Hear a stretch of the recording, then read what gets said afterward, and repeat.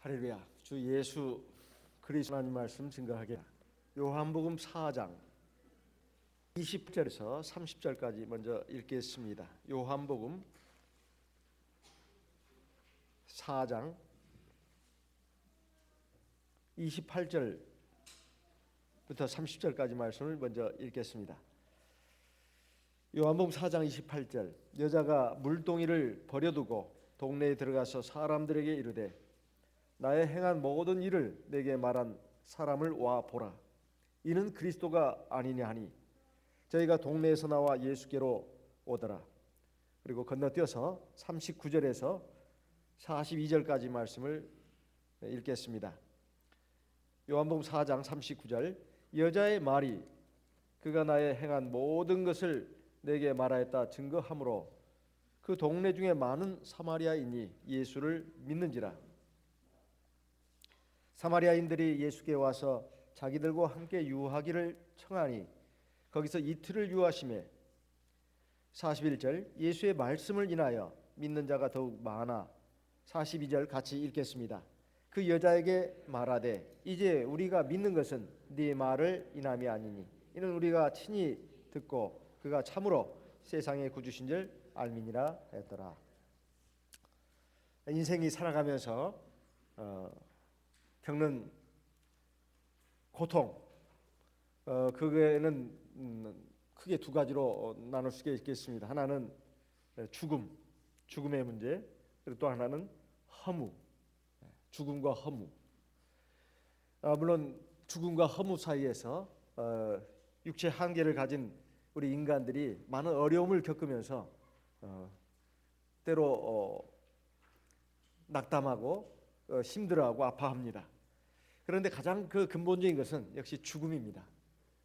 죽음이야말로 모든 것을 앗아가고 사람 마음속에 늘 그 밑바닥 속에 알 수 없는 그 두려움으로 자리 잡고 있습니다.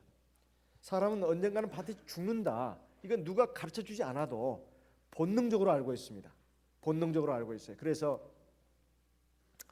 그 죽음의 그 두려움을 이겨내기 위해서 사람들은 일에 몰두한다거나 아니면 뭔가 막 성취하려고 한다거나 아니면 뭐 쾌락을 추구한다거나 이런 식으로 그 죽음의 문제를 극복하려고 애를 씁니다.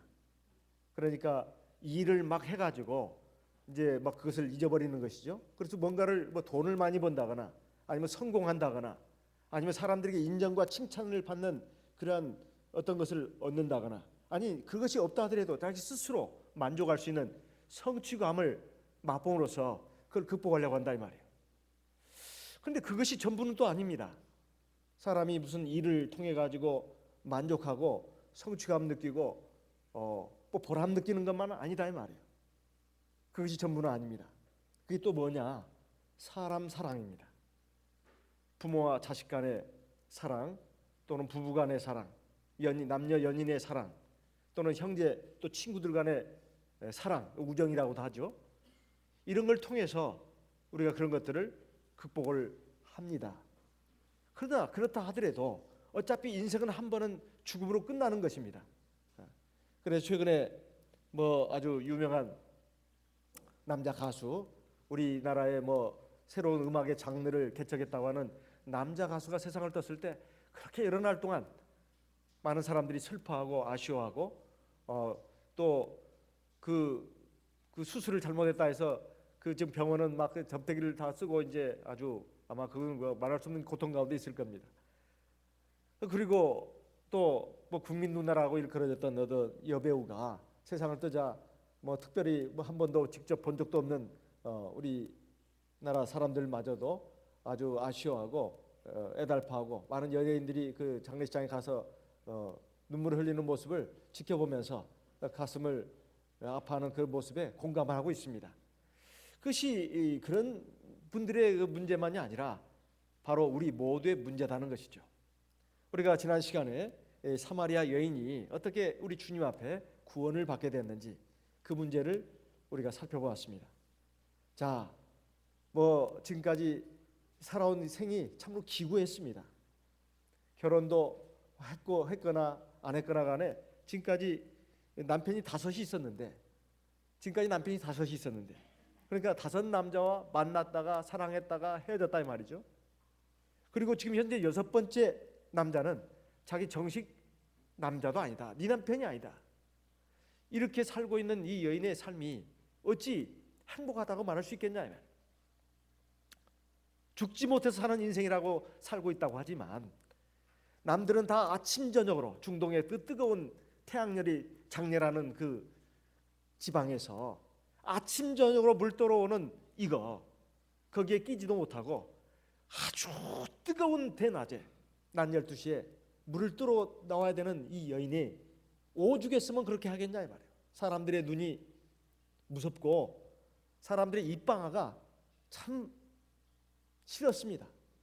그래서 사람들의 눈과 입을 피해서 대낮 한참 뜨거운 때, 참 그때는 중동 지방에서는 일도 제대로 안 하고 쉰다고 하는 그 시간에 이게 물 뚫어 나와 가지고 예수님이 이제 그 여인을 만나서 물 한 그릇 달라고 했을 때 이제 그렇게 해서 대화가 이루어진 거 우리가 잘 알고 있습니다. 그러면서 예수님이 자기의 지난날의 모든 것, 지금 상태까지도 다 알고 계신 것을 아는 분인 걸 알고, 아, 이분은 참 선지자다. 그리고 예수님을 통해서 들은 또 그 뒤에 이어지는 말씀을 듣고, 아, 이분은 참 구주다, 이걸 알았다 이 말이에요. 예수님께서 무슨 특별한 기적이사를 행한 게 아닙니다. 자, 봐라, 박아라 하면서 막 하늘에서 불이 떨어지게 한다거나 죽은 사람을 살렸다거나 아니면 그동안 이 여인이 불치의 병으로 앓고 있던 그 몸의 지병을 고쳐줬다거나 그런 기적이사를 보여준 게 아닙니다. 그저 이 여인의 과거의 삶 그리고 현재의 삶, 거기서 겪고 있는 고통, 절망, 허무, 이것을 아주 정확하게 지적을 해줬다 이 말이에요. 지적만 한 것이 아닙니다. 올바른 처방전까지도 내렸다 이 말이에요. 그러니까 이 여인은 아주 조상 오래 세월 동안 조상 대대로 믿어왔던 여호와 하나님에 대한 그 신앙이 이제 되살아나가지고 예배에 대해서 말씀하고 있고, 그리고 또 이 예배에 대해서 예수님께서 올바른 답변을 주시니까 이 예수님이야말로 참 구주라는 것을 알고 믿었다 이 말이에요. 그래가지고 견딜 수가 없었습니다. 그 벅찬 기쁨과 감격을 주체할 수가 없었어요. 옛날에 공자는 말하기를 아침에 도를 듣고 깨달으면 저녁에 죽어도 여한이 없다고 했는데, 사실은 그 도라고 하는 것이 인생을 살아가는 동안에 좀 유익을 주고 기쁨과 만족을 주는 그런 정도의 도덕적인 교훈이라고 할 것 같으면, 우리 주 예수님을 통해서 주신 이 진리는, 이 도는 생명에 관한 것입니다. 그것도 영원한 생명, 참 생명, 그리고 참 행복에 관한 그런 길이다 이 말이에요. 이것을 주시기 위해서 하나님께서 사람의 몸을 입으시고 우리에게 오신 것입니다. 그래서 예수님은 절대로 인류 4대 성인 중에 한 자리를 차지할 만한 그런 분이 아닙니다. 다른 이들은 다 피조물이지만, 다 죄가 있어서 죽어야 될 인생들이지만, 우리 주 예수님은 바로 참 하나님, 바로 그분이다 이 말이에요. 그것을 예수님께서 무슨 기적 이상을 통해서 알려주신 것이 아니고, 이 여인의 모든 것을 알고 있는 것을 여인으로 하여금 깨닫게 했습니다. 그래서 이 여자는 견딜 수가 없어가지고 이제 동네로 달려갔습니다. 그래가지고 동네 사람들에게 막 큰 소리로 외쳤습니다. 와 봐라, 이는 그리스도가 아니냐. 그러면서 자기가 어떻게 예수 그리스도를 만나게 됐는지, 그리고 그 예수 그리스도가 어떤 분인지, 내가 왜 그분이 참 구주라고 하는 것을, 참 하나님이라고 하는 것을 내가 여러분들 앞에 말하지 않을 수 없는 것인지, 그걸 갖다가 동네방네 다니면서 떠들었다 이 말이에요. 사실 생각해 보면 이 여자로서는 말할 수 없는 말입니다. 예수님을 증거하려고 치면 어떻게 예수님을 내가 알게 됐고 믿게 됐는지, 구주로 인정하지 않을 수밖에 없게 됐는지, 그걸 말하려면 자기의 수치스러운 것들을, 자기의 죄악된 삶을 그대로 다 공개를 해야 합니다. 내가 예수님한테 이런 얘기를 들었어. 그 누구한테 내놓을 얘기입니까? 자랑할 만한 얘기가 아닙니다. 설령 사람들이 어렴풋하게 짐작하고 있더라도 어떻게든지 감추려고 하는 것이 자기의 수치스러운 부분이고, 또 죄악된 생활이다 이 말이에요. 그런데 이 여자는 그것을 공개해도 괜찮다는 거예요. 공개해도 괜찮다는 겁니다. 큰 것은 작은 것을 뛰어넘습니다. 중요한 것은 사소한 것을 지배합니다. 이 여자가 받은 하나님의 구원, 하나님의 사랑, 자기가 받은 이 진리가 얼마나 귀하고 값어치 있는 것이었으면 자기의 자존심, 자기의 수치 이런 것들이 하나도 거리끼지 않았습니다. 그것을 다 내팽개치고라도 사람들이 나를 아무리 욕하고 나를 그걸로 통해 가지고 나를 짓밟는다 할지라도 괜찮다 이 말이에요. 그리고 내가 만난 이 주님, 그리고 내가 얻은 구원, 진리, 이것은 절대로 나 혼자만 갖고 있기는 너무나 안 되는 것이다 이 말이에요. 그래서 누가 이 여인 보고 너 가서 전도 좀 해, 너 혼자 구원받으면 되겠어? 이렇게 말하지 않았습니다. 그런데도 그건 기쁨을 주체할 수가 없었어요. 이게 아주 자연스러운 어떤 발로였습니다. 예수님이 또 시킨 것도 아닙니다. 야, 너 혼자 구원받아서 되겠냐? 또 동네에 가서 나 좀 선전해다오, 나 좀 증거해라, 이렇게 한 것이 아닙니다. 주님이 그렇게 부탁한 것도 아니고 명령한 것도 아닙니다. 그런데도 이 여인은 동네로 뛰어가서 자기가 구원받았다고 하는 것, 그리고 자기가 구원받게 해주신 그 구주에 대해서 지금 증거를 하고 있는 것입니다. 그러면 증거하면서 뭐라고 했느냐? 나의 행한 모든 일을 내게 말한 그 사람, 그분이 바로 구주다. 그래가지고 이렇게 전하니까 39절에 보니까 또 역시 그걸 좀 반복하고 있습니다. 여자의 말이 그가 나의 행한 모든 것을 내게 말하였다 증거하므로 그 동네 중에 많은 사마리아인이 예수를 믿는지라 그랬는데, 첫째는 이 여자가 동네 사람들에게 가서 말을 전했더니 사람들이 그 말만 듣고도 믿었어요. 아니, 이 여자가 정신 나간 여자가 아니야? 이 여자가 과연 그런 것을 전할 수 있는 자격이 있는 사람인가? 그 자격 따지고 그런 것이 아니었습니다. 왜냐하면 자기의 수치를 드러내면서 말할 정도면 이건 진실한 말이다. 그리고 그 말 내용도 진실할 뿐만 아니라 그 자세도 진실했습니다. 그러니까 사람들이 감동을 받은 거예요. 그리고 예수를 구주로 믿었다고 했습니다. 거기서 끝난 게 아닙니다. 이제 사람들이 동네에서 나왔습니다. 30절, 저희가 동네에서 나와 예수께로 오더라 그랬습니다. 이것이 다시 40절에 가서 반복되고 있는 겁니다. 다시 재설명을 하고 있는 거예요. 사마리아인들이 예수께 와서 자기들과 함께 유하기를 청하니 거기서 이틀을 유하시매. 이제 동네 사람들이 여자를 말을 듣고 믿은 사람들이 많았습니다. 그래도 대체 이 양반이 어떤 양반인가? 믿음을 가지고 나온 사람도 있고 궁금증으로 나온 사람도 있고 반신반의해서 나온 사람도 있을 겁니다. 어쨌든 예수님은 그 우물가로 나왔습니다. 나와가지고 이제 예수님, 우리 동네에 좀 머물다 가세요. 그렇게 동네로 초청을 했습니다. 우리 동네에서 좀 숙박을 하세요. 그래가지고 예수님이 거기서 이틀 동안을 유했다고 했습니다. 48시간.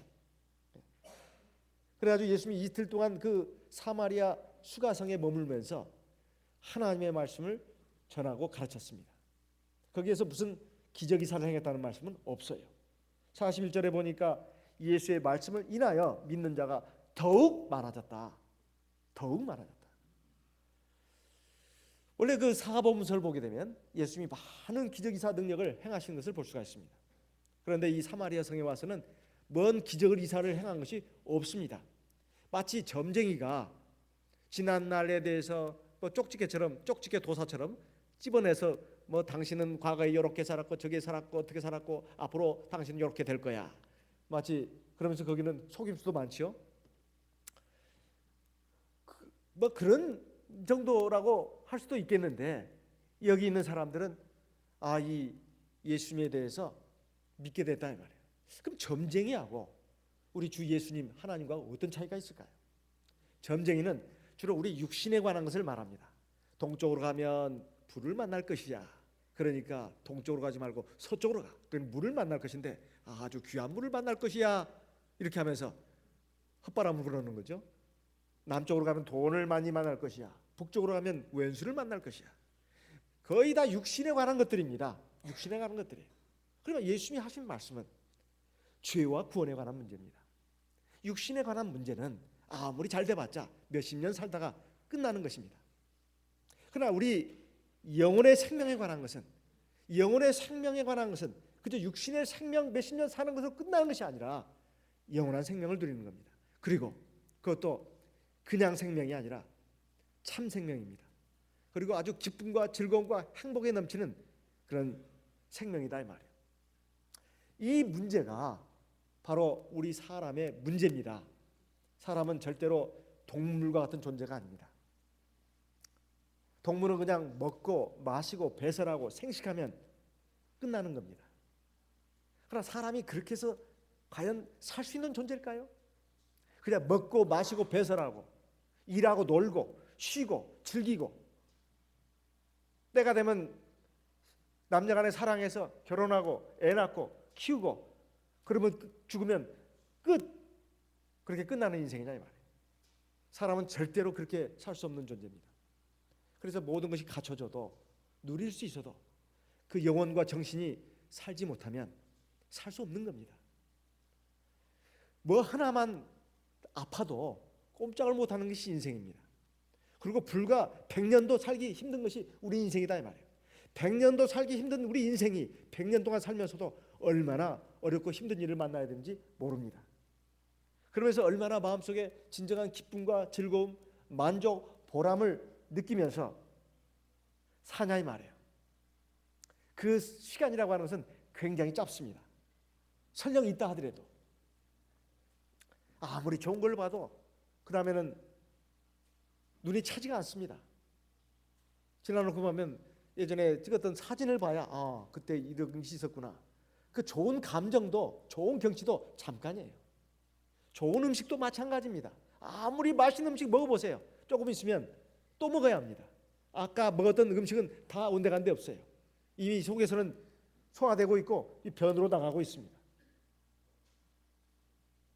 그리고 내가 성공했다는 것도 마찬가지입니다. 그 기쁨도 잠깐, 그 세계에 뛰어들면 얼마나 많은 고통과 어려움들, 시험들이 기다리고 있는지 몰라요. 기쁨은 잠깐이고 허무와 고통은 더 길다는 말도 있지 않습니까? 이 인생의 본질을 깨닫는 것이 참 중요합니다. 사마리아 사람들은 그걸 알았어요. 그걸 알았습니다. 그래서 이 사마리아 여인에 대해서 그동안 입방아를 찌고 돌팔매질을 했는지도 모르겠습니다. 그렇지만은 자기들의 인생이라고 해서 별반 다를 게 없다 이 말이에요. 죄악과 허무와 고통 가운데서 살아가는 인생의 그 본질을 놓고 본다면 별반 차이가 없다 이 말이에요.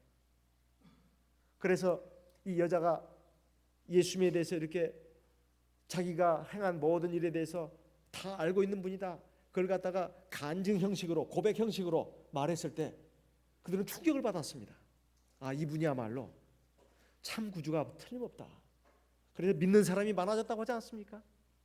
자기들에게 무슨 돈을 많이 벌게 해준 것도 아니고 건강을 갖다 준 것도 아니고 성공과 출세를 준 것도 아닌데 그들은 사마리아 사람들은 정말 구원받을 만한 자격이 있는 사람들입니다. 근데 이것도 모르고 세상에 험한 거, 헛된 거, 마치 신기루와 같은 것들을 막 잡으려고 동분서주하면서 이리 뛰고 저리 뛰고 살다가 결국 꽥 죽어가지고 영원한 멸망으로 떨어지는 세상 사람들이 얼마나 많은지 모릅니다. 우리가 인생에 대해서 한번 생각해 봅시다.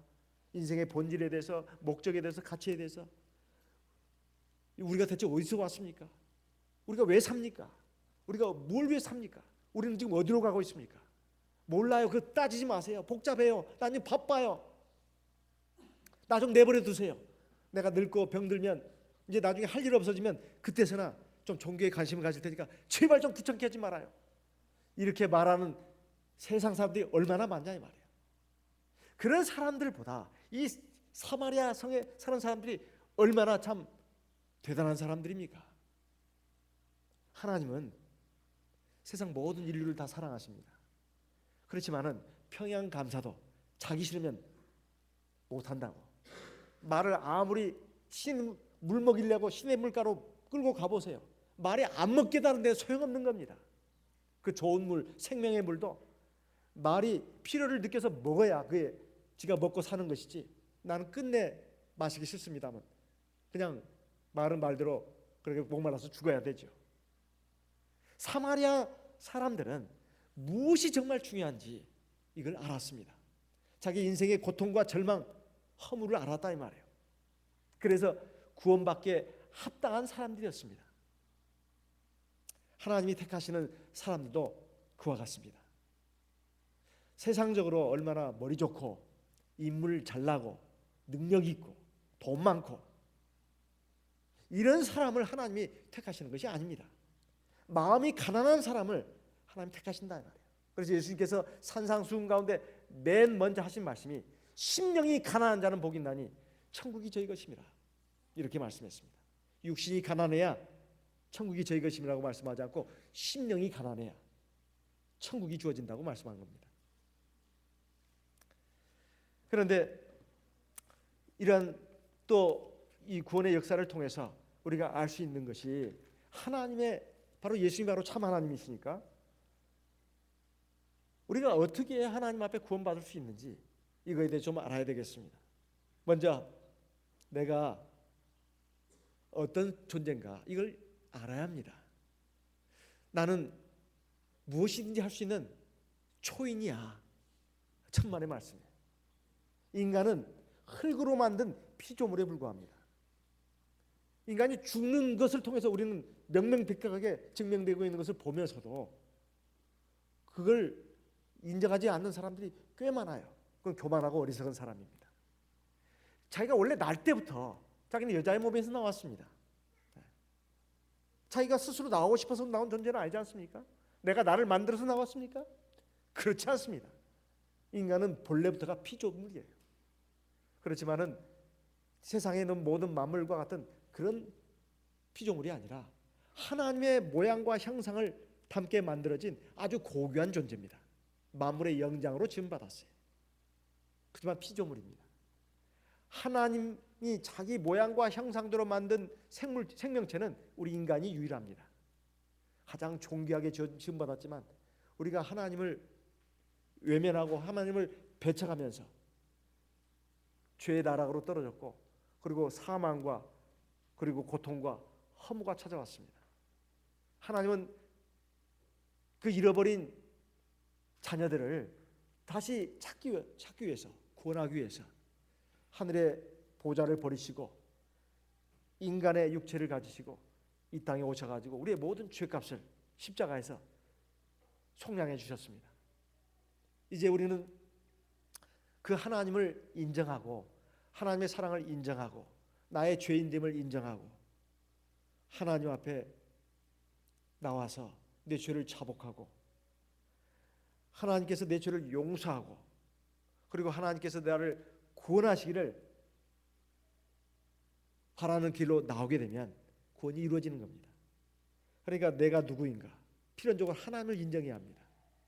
하나님이 구원자요 심판주인 것을 인정을 해야만 구원이 시작됩니다. 거기에서 나는 하나님께 구원받아야 될 하나님의 잃어버린 자녀, 백성 이것을 인정해야만 구원이 이루어지는 겁니다. 그렇게 해서 하나님 앞에 내가 죄인인 것을 시인하고 그리고 용서를 구하고 구원을 간구하면 하나님은 누구에게든지 구원을 베풀어 주십니다. 그리고 하나님 앞에 이미 구원을 받아서 하나님의 자녀가 된 백성들도 인생을 살아가는 동안에 육신이 약하고 마음이 약하기 때문에 필연코 죄를 지을 수밖에 없습니다. 그렇다고 하면 나는 이미 하나님의 자녀가 됐으니까 나는 죄가 없어 의인이야 천만의 말씀입니다. 그래도 하나님 앞에 내가 내 죄를 자복하고 용서를 구하고 하나님의 구원을 간구하고 그 위에 하나님께서 은총을 베풀어 주시기를 구하는 이 과정은 우리가 하나님 나라에 들어갈 때까지 계속해서 이어져야 되는 것입니다. 그래서 회개와 구원을 위해서 꼭 알아야 될 중요한 사항 몇 가지가 있는데 하나님은 공의의 하나님이면서 사랑의 하나님이라는 겁니다. 하나님이 공의의 하나님이라고 하는 것은, 공의의 하나님이라는 것은 어떤 인생이든 간에 하나님 앞에서 회개해야 구원을 받을 수 있다는 겁니다.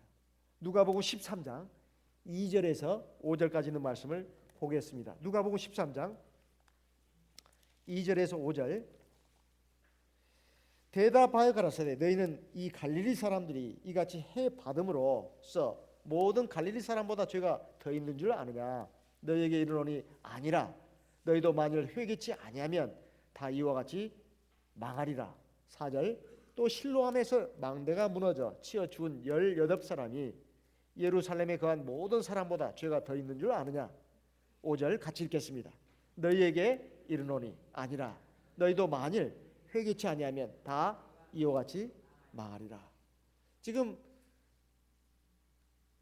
여기 우리에게 주신 말씀을 보면 가끔 우리가 산품배 가정 무너지고 성수대교 무너지고 또는 뭡니까 세월호 참사가 일어나고 이런 막 그 어떤 인재에 의해서 일어난 이런 그 사건이 빅뉴스가 된 것처럼 예수님 당시에도 마찬가지였습니다. 실로암 망대가 무너지는 그런 사건으로 인해서 18명이 죽었다 이 말이에요. 사람들은 생각을 합니다. 그 사람들이 뭔 죄가 있어서 죽은 거 아닐까? 이렇게 생각을 하고 자꾸 그런 쪽으로 생각을 한다 이 말이에요. 그러면 예수님은 거기에 대해서 뭐라고 말씀하셨는가? 너희들 그 사람들 죄가 있어서 그렇게 죽은 걸로 생각하느냐? 너희들도 마찬가지다. 너희들도 회개치 않으면 이와 같이 망할 것이다. 여기 너희라고 하는 것은 예수님을 따르는 제자들을 말하는 것입니다. 예수님을 따르는 제자들. 그러니까 우리가 하나님의 백성으로서 이제는 성도가 되었으니까 회개할 필요가 없다. 아닙니다. 우리도 여전히 회개해야 돼요. 나는 회개할 필요가 없는데요. 그 완전하다는 사람이죠. 나는 완전 무결하기 때문에 회개할 필요가 없다. 그 말은 맞는 말입니다. 근데 과연 그 앞에 전제, 나는 완전 무결하다. 이게 말이 되는 소리겠습니까? 그러면 여기 있을 필요가 없죠. 하나님 밖 데려가셔야지. 이 완성품이 됐으니까 하나님이 이 세상에 놔둬야 할 이유가 없어요. 빨리 하나님 나라에 데려가서 하나님 보좌 옆에다 놔야지. 늘 데리고 있으면서 안아주고 뽀뽀도 해주고 머리도 쓰다듬어 주시고 그래야 되잖아요. 아직도 우리가 완성되지 않았기 때문에, 하나님 나라에 들어갈 준비가 안 됐기 때문에 우리를 이 세상에 살게 하시는 거 아니겠습니까? 그 말을 뒤집어 보면 우리가 지금 죄를 짓고 있다는 거 아니에요? 하나님 앞에서 물론 의도 행하지만 자꾸 죄 얘기하지 마세요. 왜 안 할 수가 있나요? 그것은 막무가내입니다. 우리가 하나님 앞에서 옳은 일도 하고 있지만 죄도 짓고 있는 겁니다. 그것을 인정하는 것이 그게 진실이에요. 그리고 진짜 겸손하고 순수한 올바른 신앙입니다. 그러니까 회개라고 하는 것은 아직 구원받기 전에 세상 사람에게만 하는 말이 아니라 구원받은 성도들에게도 주어진 말씀입니다. 그러면 이 회개해야만 하나님이 구원받는다고 하는 것은 죄를 인정하는 겁니다. 죄를 그리고 하나님 앞에 자복하는 것이고, 그리고 용서를 구하는 것이고, 하나님이 용서를 해주시고 나를 구원의 즐거움을 회복시켜 주는 것을 구하는 것이고, 그러면 하나님이 그 용서와 구원의 즐거움을 회복시켜 주면 의를 덧입혀 주십니다. 너는 이제 죄인이 아니라 의인이야. 그러니까 용서받은 죄인 이퀄 의인. 하나님의 계명을 순종한다. 의인 맞습니다. 죄는 졌지만 하나님께 회개 기도를 드려가지고 하나님 용서를 받는다. 의인 이것도 맞습니다. 이것이 같이 가야 되는 겁니다. 그래서 완성되는 거예요. 이러한 것이 바로 하나님의 공입니다. 하나님의 공이에요. 그리고 하나님의 사랑이라는 건 뭐냐? 하나님의 사랑이라는 건 뭐냐? 하나님의 공의만 있으면 어느 누구도 구원받을 수가 없습니다. 하나님의 사랑이 있기 때문에 우리가 구원을 받는 겁니다. 죄와 관련된 하나님의 사랑이라는 건 뭘까요? 모든 죄인이 하나님 앞에 나와서 회개해서 구원 얻기를 원하시고 기뻐하시고 또 그런 죄인이 있다면 하나님께서 구원을 베풀어 주신다는 겁니다. 죄를 용서해 주시고 구원을 베풀어 주시는 사랑으로 나오기 때문에 하나님은 사랑의 하나님이라 이렇게 말씀하는 겁니다. 누가복음 15장에 보면 그 유명한 잃은 양 비유가 나오고 잃은 드라크마 비유가 나오고 돌아온 탕자 비유가 나옵니다. 근데 공통점이 있어요. 그게 뭘까요? 누가복음 15장 7절을 보겠습니다. 누가복음 15장 7절. 누가복음 15장 7절 말씀을 보겠습니다. 같이 읽어보겠습니다. 내가 너희에게 이르노니 이와 같이 주인 하나가 회개하면 하늘에서는 회개할 것 없는 의인 9을 인하여 기뻐하는 것보다 더하리라. 아이고, 원래부터 하나도 잘못하지 않고 똑바른 놈 다 좋아합니다. 뭘 그냥 하다 보면은 막 그 일도 제대로 못하고 실수하고 잘못하고 또 엉뚱한 짓 하고 또 깽판 치고 이런 사람 좋아할 사람은 아무도 없어요. 그런데 돌이킨다 이 말이에요. 그것보다는 처음부터 그냥 틀림도 없고 잘못도 없고 그냥 반듯한 사람, 100점짜리 그런 인생들 사람들 좋아합니다. 근데 하나님은 그렇지 않아요. 하나님은 그렇지 않습니다. 처음부터 끝까지 하나도 틀린 것이 없는 아주 똑바른 사람, 그런 사람들 99명보다도 똥도 싸고 오줌도 싸고 막 그냥 개망난 짓도 하고 그래가지고 그냥 늘 그냥 근심고통입니다. 그냥 쳐버려 저 멀리장 머리 먼 곳으로 보내고 싶어도 그럴 수 없는 그런 자식이라든가 그런 사람이 있을 때 돌이켜가지고 하나님 앞에 나와서 회개하고 그러면 온전한 사람 되면 하나님은 처음부터 끝까지 아무 잘못 없이 100점짜리 인생으로 살아온 인생보다도 그 사람을 더 기뻐하신다 이 말이에요. 이게 역설 아니고 뭐겠습니까? 예? 우리 인간 세계는 그런 게 없습니다. 없어요. 아무리 지금 잘해도 옛날에 그 잘못한 것 때문에 두고두고 씹고 또 씹고 껌 씹듯이. 예? 그리고 그냥 그 지난날에 그걸 그냥 드러내 가지고 그냥 짓밟고 그냥 완전히 그냥 초토화시켜 버려야 속이 시원해요. 아무리 지금 잘해도 소용없어요.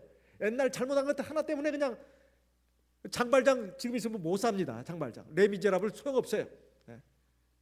옛날에 반짝하고 훔친 것 때문에 지금 아무리 시장이 돼서 선행을 하고 훌륭한 사람이 됐다 하더라도 그 옛날에 반짝하고 훔친 것 때문에 지금 죽어야 될 죄인이 된다 이 말이에요.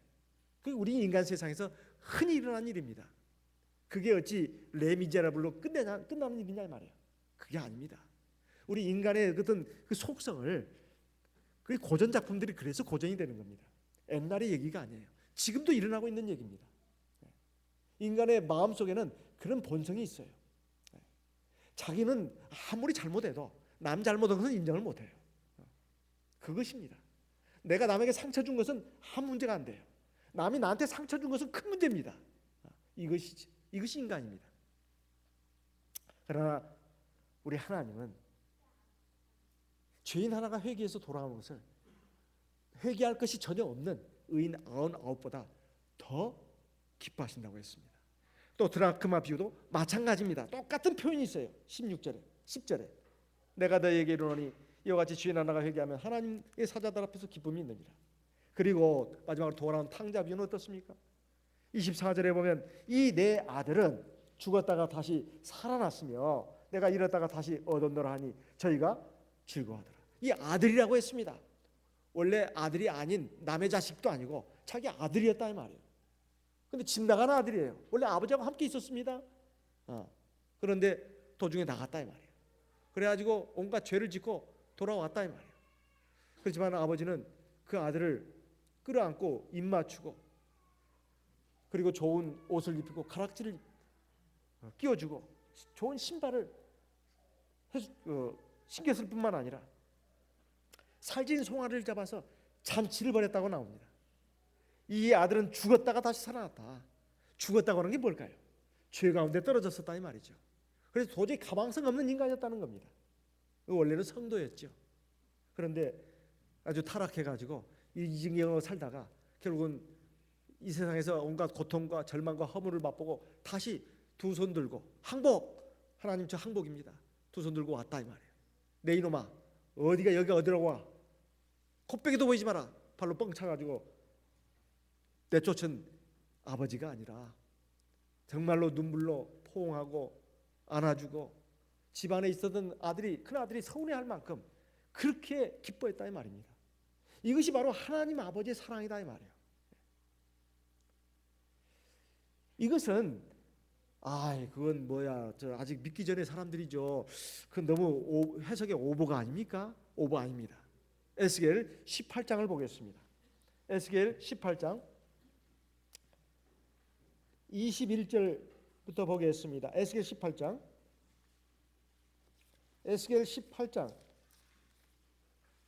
21절. 그러나 악인이 만일 그 행한 모든 죄에서 돌이켜 떠나 내 모든 율례를 지키고 법과 의를 행하면 정령 살고 죽지 아니할 것이라. 22절. 그 범죄한 것이 하나도 기억함이 되지 아니하리니 그 행한 의로 인하여 살리라. 23절. 나 주 여호와가 말하노라. 내가 어찌 악인의 죽는 것을 조국인들 기뻐하랴. 그가 돌이켜 그 길에서 떠나서 사는 것을 어찌 기뻐하지 아니하겠느냐. 이것이 누구에게 준 말씀이냐? 바로 이스라엘 백성에게 주신 하나님의 말씀입니다. 이스라엘 백성들은 세상 백성과 구별된 백성이었어요. 왜? 하나님의 선민이고 하나님의 택함 받아가지고 하나님의 영원한 나라 가나안 땅을 유업으로 약속받은 백성들입니다.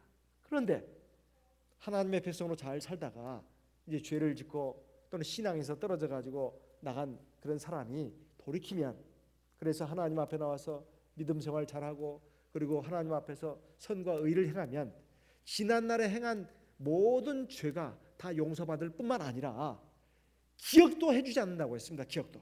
내가 너는 용서하지만 기억은 하겠다. 우리가 보통 그러잖아요.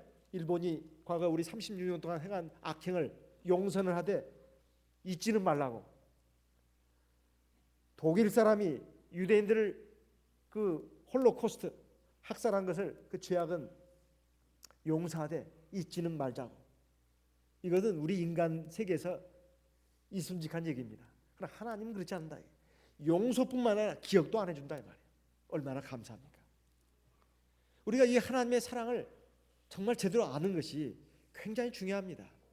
늘 물론 우리가 하나님 앞에서 죄를 짓고도 회개 안 하는 이것이 참 큰 문제입니다.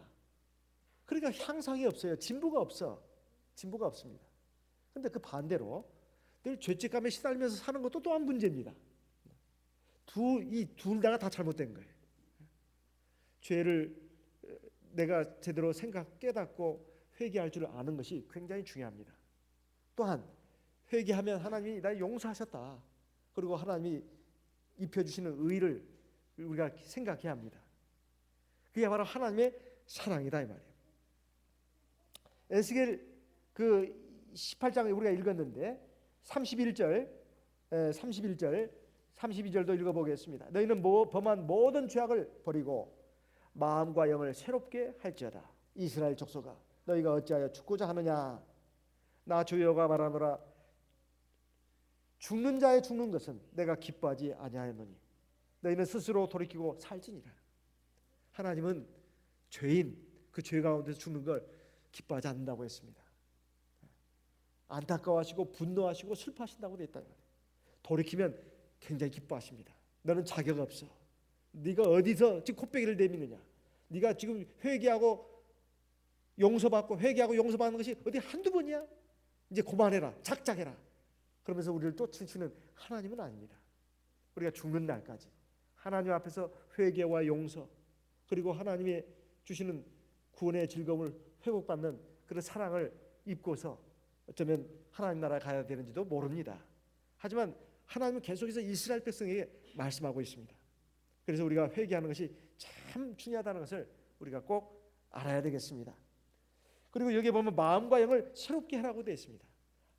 내가 아무리 그 해도 하나님의 계명, 하나님 말씀을 순종하기가 정말 어려워.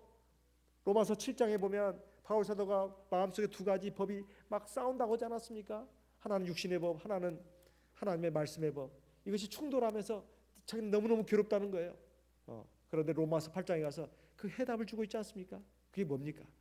바로 생명의 성령의 법이 죄와 사망의 법에서 너를 해방했다. 앞에도 법, 뒤에도 법입니다. 생명의 성령이 아닙니다. 생명의 성령의 법이 죄와 사망의 법에서 너를 해방했다. 도대체 생명의 성령의 법이라는 게 뭔 말입니까? 하나님의 말씀, 계명은 인간의 의지로, 노력으로 다 지킬 수 있는 것이 아닙니다. 하나님이 도와주셔야 돼요. 그게 바로 성령입니다. 오늘날 우리가 오순절 성령 강림으로 인해서 성령 받아서 사도교회가 시작했던 것처럼 오늘 우리들도 성령을 받아서 지금 방언으로 기도하고 있습니다. 우리가 지금 받은 성령이 우리에게 첫째는 생명을 주는 것이고, 두 번째는 우리를 진리로 인도하는 것이고, 세 번째는 바로 우리의 마음과 영을 새롭게 해서 하나님의 말씀을 지키게 하는 것입니다. 이 에스겔 선지자는 대단히 귀한 하나님의 성령에 대해서 우리에게 예언하고 있습니다. 너희의 마음과 영을 새롭게 하라고 했는데 도대체 어떻게 새롭게 할 수 있다는 말일까요?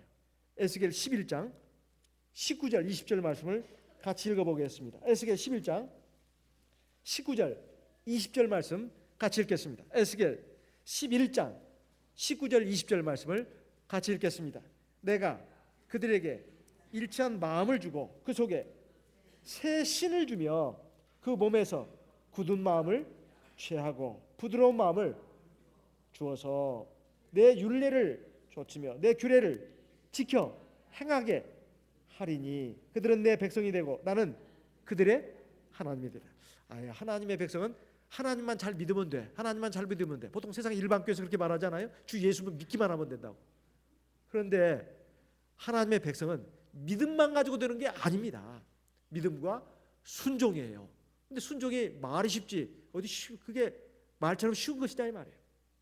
하나님은 우리의 연약한 것을 아시고 새 신을 주어서 성령을 주어서 우리에게서 굳은 마음 제하고, 굳은 마음이 뭐죠? 고집스러운 마음, 아주 나쁜 마음, 비틀어진 마음, 이걸 다 깨부시고 새로운 마음을 준다는 거예요.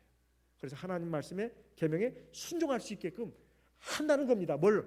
새 신을 주어서. 새 신이라고 하니까 헌 구두나 헌 운동화를 말한다고 생각하시면 이거 썰렁한 유머를 한다고 또 그럴 겁니다. 그 새 신이 아니고 새 영, 성령을 가르쳐 말하는 거예요. 에스겔 36장 36절을 보겠습니다.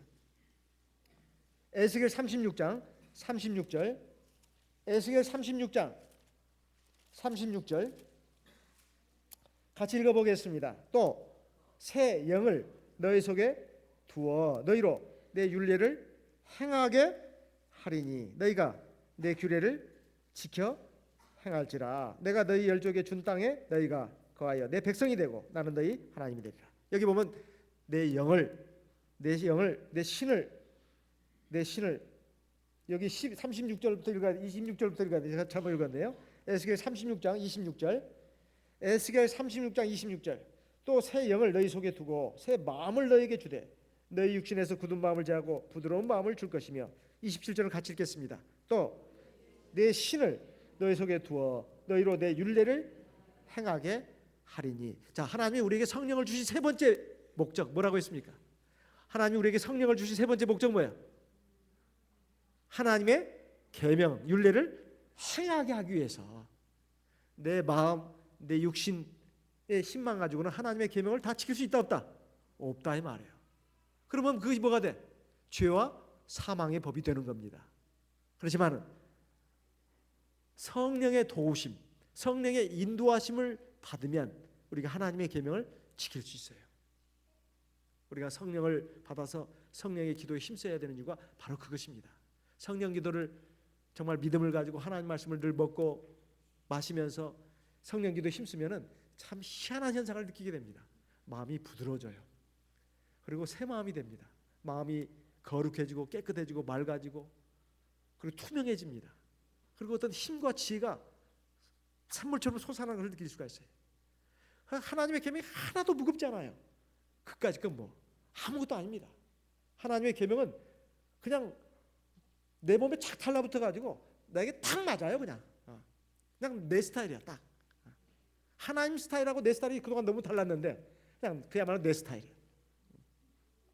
그래서 이걸 생명의 성령의 법이라고 한다 이 말이에요.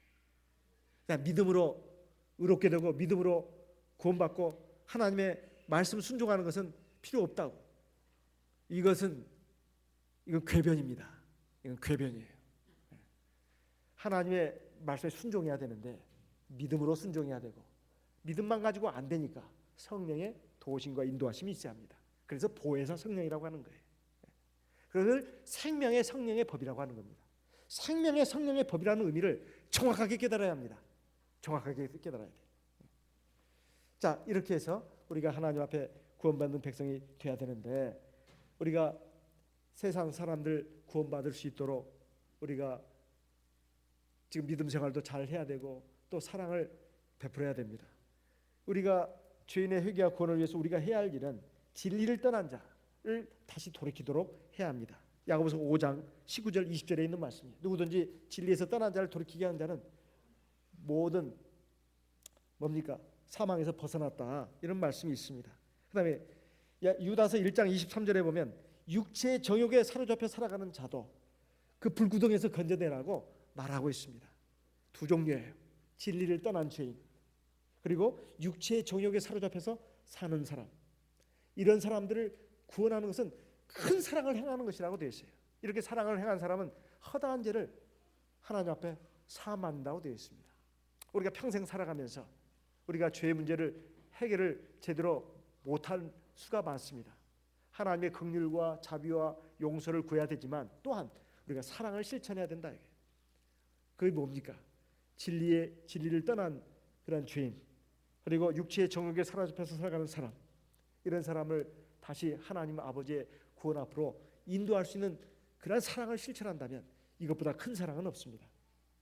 우리 오늘 이 시간 들으신 말씀을 기억하시고 하나님의 사랑, 하나님의 공의가 어떤 것인지 우리가 이것을 잘 깨달아서 우리가 하나님 앞에 나 자신도 바로 설 뿐만 아니라, 그리고 우리 교회 안에 있는 여러 가지 믿음이 약하고 또 비틀거리는 성도들, 그리고 지금 이 생명의 우리를 떠나서 세상의 죄악 가운데서 방황하고 있는 하나님의 이른 양들, 또 죄와 사망의 그늘에 앉아서 죽어가는 세상의 많은 죄인들, 하나님 앞에 구원받을 수 있도록 하나님께서 역사해 주시라고 우리 또한 기도하겠습니다. 오늘 거룩하고 복된 안식일, 우리 하나님의 은혜 가운데서 영육간의 강건함을 얻고 새 힘을 얻는 복된 날이 될 수 있도록 또한 구하겠습니다. 다 같이 이 시간 들으신 말씀을 마음에 되새기면서 기도의 제목으로 삼아서 하나님께 기도하는 시간 갖도록 하겠습니다. 다 같이 기도하겠습니다. 할렐루야. 주 예수 그리스도 받들어 기도드리옵나이다.